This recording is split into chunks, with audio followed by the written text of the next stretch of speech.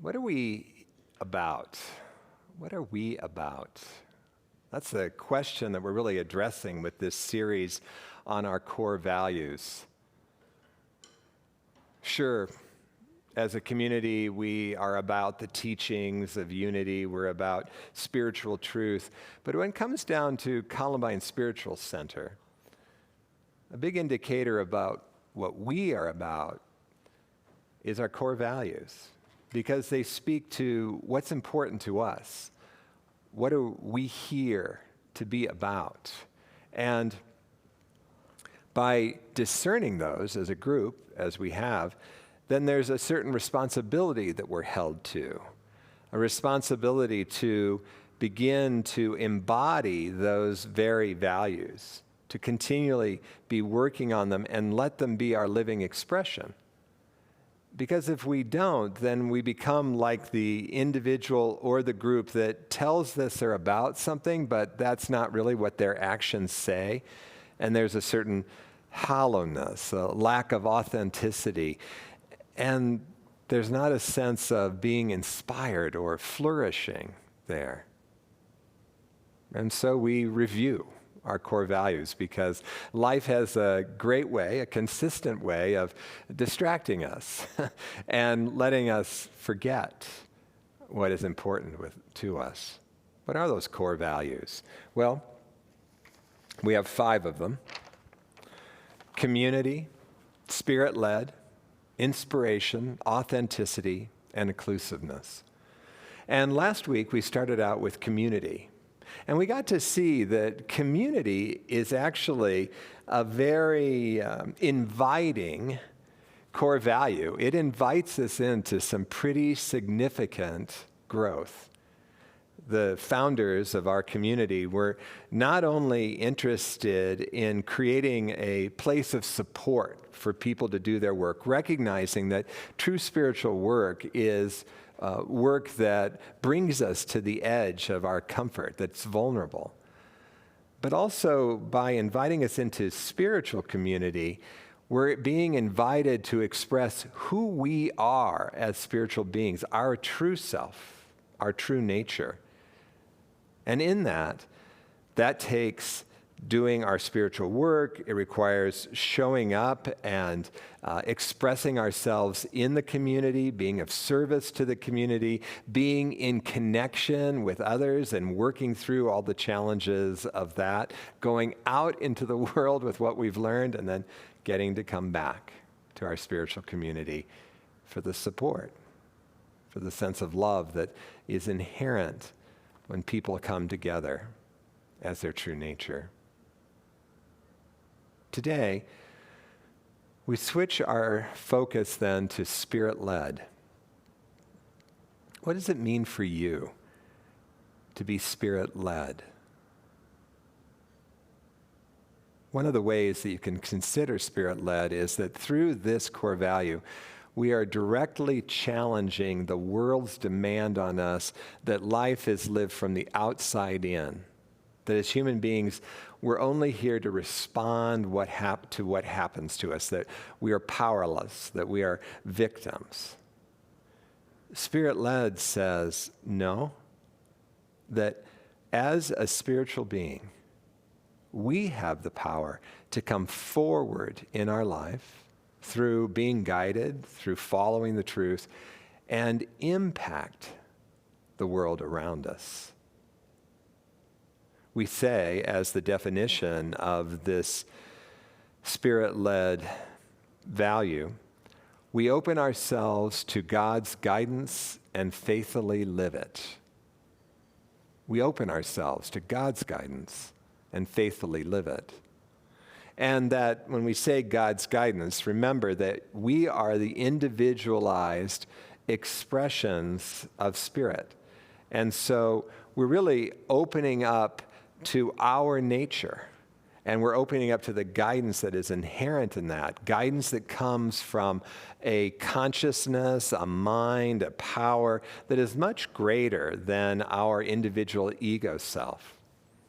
And so with this core value, there is an element of surrender.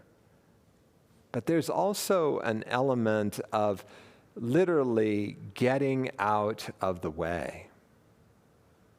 When I was a kid growing up in Unity, the emphasis of Spirit-led was to sit in the silence and wait for guidance. We were following the model that Charles Fillmore had for us. He would spend hours in meditation with maybe a question on his mind, or just even curious as to what the next step was.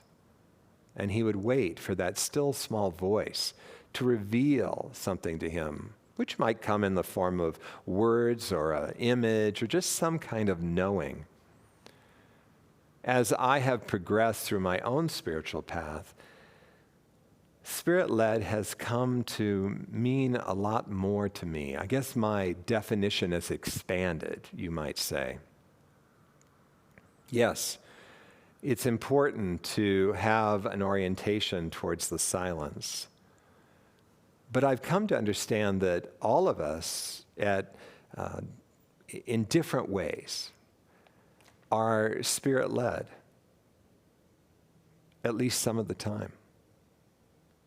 Like, for example, those things that you get involved in where they just come with ease and there's a flow. Even if at times there's challenge, there's some kind of faith in the fact that you can do it, or that something's doing it. I mean, if you really challenge it, you might have some trouble finding a you, that there is a time of, a sense of time just flying by or time standing still. There's an ease that comes. This could be in anything. Could be in gardening, sewing, cooking. For many of you, it probably happens in your careers, and we're lucky if it happens in our careers, right? Because it's a very satisfying experience. But the truth is, there's not much of our little self there when we check it out. And without that sense of our ego self, there's often just a sense of being in the moment. Almost a sense of being used in a beautiful way. There's flow. There's creative flow. There's a flow of knowledge and ideas. We're simply in the flow.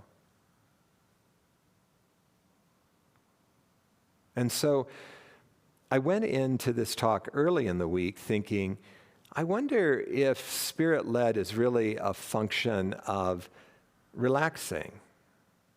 You know, it's not really the doing that I was taught as a kid. You waited in the silence and then you as a separate self went out and made it happen. No, it's more of a state of consciousness. It is being spirit, being our true nature.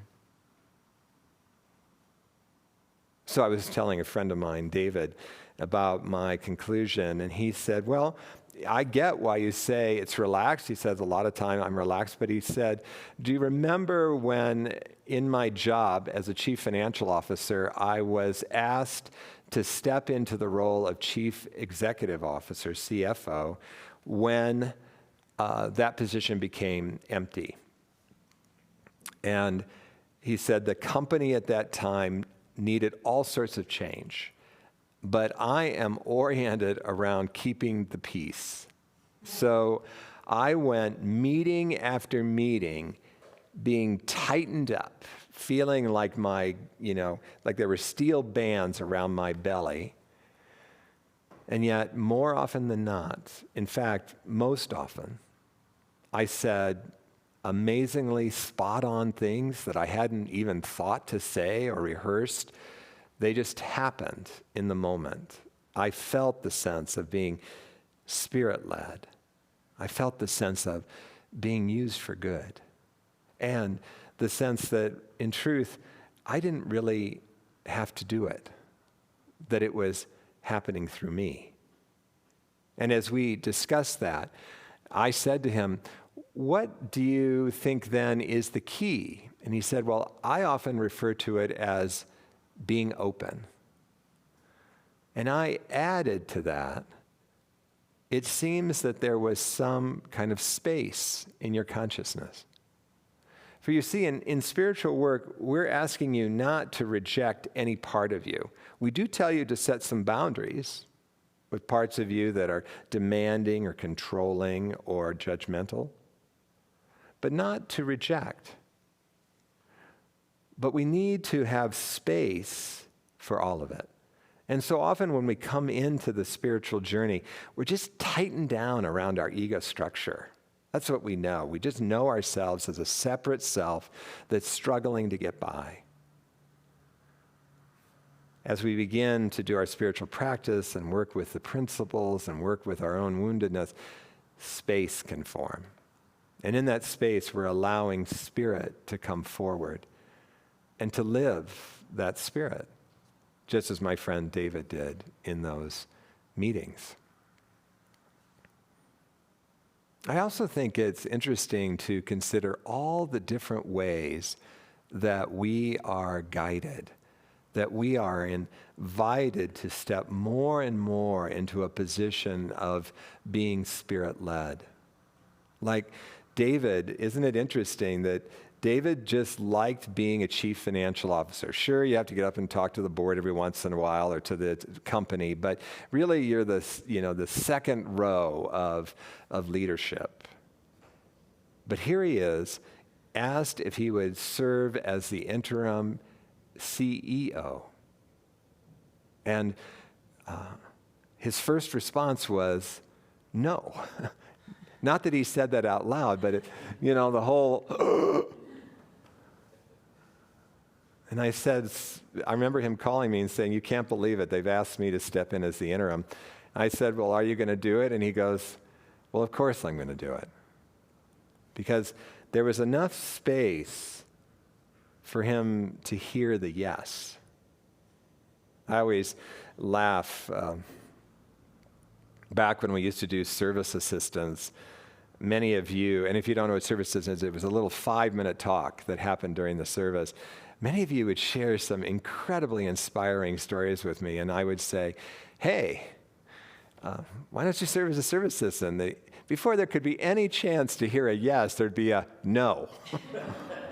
I'm not going to do that. And we begin to see how we limit ourselves, right? That there's terrific potential that can be expressed in our willingness to be spirit-led. So I think David's right that there is both an openness and a spaciousness, something that allows.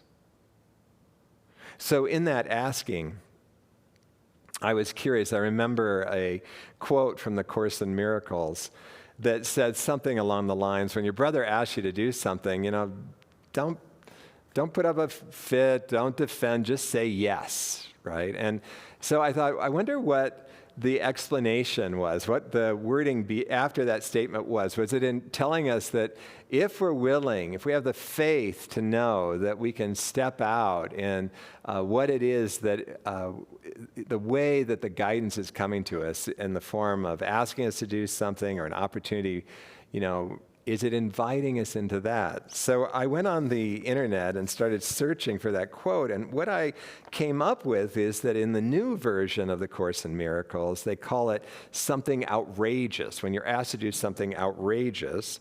And Robert Perry, who it turns out is the editor of the new version of A Course in Miracles, actually wrote a commentary on this line, and here's what he said. When someone asks something outrageous of us, we go ahead and do it. Why?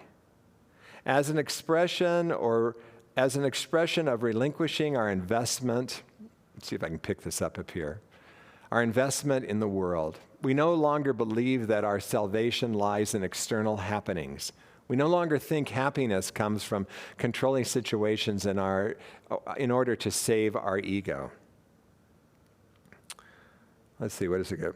Maybe I should have stayed with this. Our external happenings, we no longer think happiness comes from controlling situations or to save our ego. We realize it simply doesn't matter if things go the way our ego prefers. Now our bodies will still ride the roller coaster of outer events. We all know that, right? But our minds will remain in peace, resting safely in their real treasure house beyond this world. And so what we're seeing is that when we are being asked to participate in something and we resist the ego's tendency to say no, and that doesn't mean that at times we don't need to say no, right? But we want to have enough space to hear the yes or the no. Because guidance comes from so many sources. And it's mysterious as to where it comes. And when we're willing to engage outside of our box, we are making ourselves more available. We're opening ourselves up spaciously. And not only do we serve the world, but it's an incredibly exciting and alive experience to come to understand that it's not about efforting. It's about allowing. So remember that guidance can come in a variety of ways. One of the things that cracked me up when I was talking to David is he was sharing his experience of getting a new job. And this, how many times does this happen to us? Someone called him, one of his friends, and said, "Hey, my company has an opening that I think you would be really terrific at. It just speaks to you, and I'm going to send you the posting." And he read it, and even though it was a step down, he was the chief financial officer, this was for a controller position, he really liked the job description. But he was hesitant. It was with a nonprofit. He would be moving from the corporate world to a nonprofit. He's about my age, getting close to retirement. What if the nonprofit goes down? Will I ever get it up? Do you see how we go into immediately letting the outer world, and what the outer world says is reality, that becomes what we live from. It's constricted. It's limited. But something inside of him got him to send his cover letter and resume. He got an interview. He met with the chief financial officer. He liked him. But still, and he said, the chief financial officer, "Can I introduce you to the staff? Can we schedule another meeting? Have you come to the staff?" He was hesitant. "I don't know. Let me think about it." But something allowed him to say yes to that. He really liked the staff. But again, he's saying, "I don't know. I just can't get comfortable with going to work for a nonprofit." So he did a little bargaining with the universe. Why not, right? He put out what he thought was an outrageous salary. "Well, if they offer me this salary, I'll take the job." Next day, he gets an offer for exactly the dollar amount that he thought was an outrageous amount, a huge raise for him. So the universe works with us in all of our constriction. One of the things you can't help but hear in the music that was sung this morning was God's love for us. That we are always being invited into greater expression, to transcend the constriction that is our ego, and to open to the potential of who we are, to be Spirit-led, to actually be Spirit in expression. The writers of the Bible were, especially of the New Testament, on many occasions were trying to convey this fact to people as long as 2,000 years ago. We're a bit of a slow group to learn. This whole thing about faith and trust, it's a lifelong journey, right? But here's what it says in the book of Matthew. "Consider the lilies of the field, how they grow. They neither toil nor spin. Yet I tell you, even Solomon in all his glory was not arrayed like one of these. But if God so clothes the grasses of the field, which today is alive and tomorrow is thrown into the oven, will he not much more clothe you, O men of little faith? Therefore, do not be anxious, saying, 'What shall we eat?' or 'What shall we drink?' or 'What shall we wear?' For the Gentiles seek all these things, and your heavenly Father knows that that you need them all. But seek first his kingdom and his righteousness, and all these things shall be yours as well. And so in other words, again, it's that invitation. Can we live from the inside out? Can we be open to the guidance that is ours and live that, live our truth, be engaged with the opportunities that are coming to us? And so, and I also just wanted to say, because I keep forgetting, the spiritual principle that we said behind Spirit-led is we open to incredible potential when we put God first. This is really the message today. We open to incredible potential when we put God first. And you know me, I don't think we need to use the word God when we live our true nature, when we're engaged with allowing that which our life is opening to us to come forth. So how do we invite more spirit-ledness into our lives? Well, certainly our practice of meditation is a great process for that. In meditation, just as Charles Fillmore spoke to, we are sitting in the silence. But we're not just sitting in the silence. We are learning to concentrate, or we could say focus. For you see, when we join the spiritual path, we don't really necessarily know that we are different from our ego. And the ego just chatters. Always got something going on. Either it's singing a song or going through the to-do list or rehearsing what needs to be done, it's pretty endless. When we begin to truly practice meditation and are focused on the quiet and just keep coming back to the quiet, our mind begins to quiet down. Maybe not in the first meditation, maybe not in the first 5 years of meditation. In fact, I've been meditating since I was 14, and I would say only in the last 5 years has my mind really started to quiet down. But that creates space.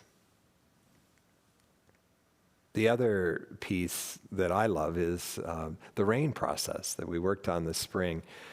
I also, in my training, it was called inquiry, same thing, where we are taking the deep dive into why am I reactive here? What's going on for me? And looking at the source of our reactivity. Because you see, our reactivity eats up space. If we go to the source, what we find is the whole structure begins to relax. And yes, we may have the same reactivity our whole life, but it won't be as strong. Each time we're willing to look at it, it softens just a little. Takes up less space. Gives more space for our nature to express.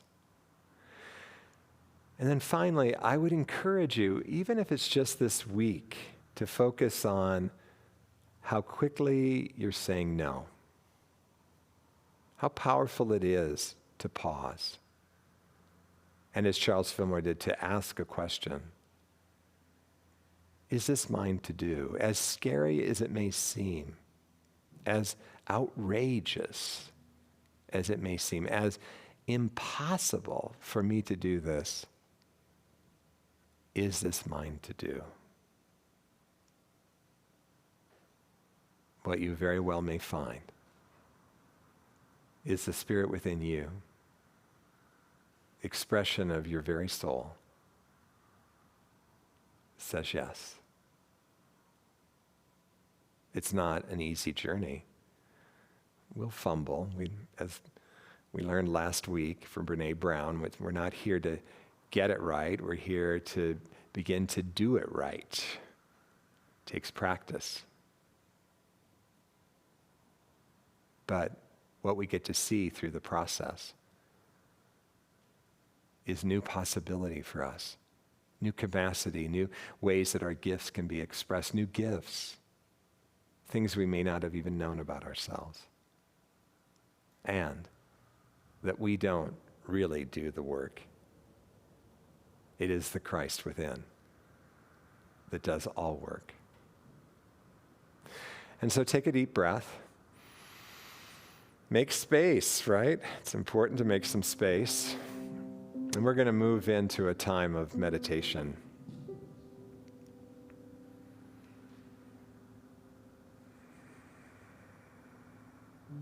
As we settle into the presence that is now here, and it's not just your presence. I want to invite you to be aware that, that we are part of a field of presence, all of us who are watching this service together.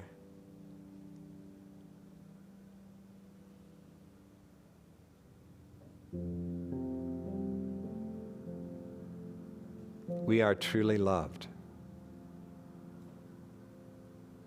Loved so much that the universe works to get in and touch us in many, many different ways.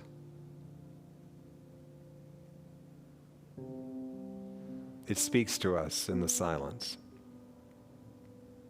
through the still small voice. It comes to us as deep knowing. It comes through invitations, often surprising invitations. It comes from the words of our friends and family inviting us to be more, or inviting us to be smaller in our response to that, which says, no, I'm going to be bigger. We recognize that this presence has an intelligence and an attunement to us that is beyond imagine.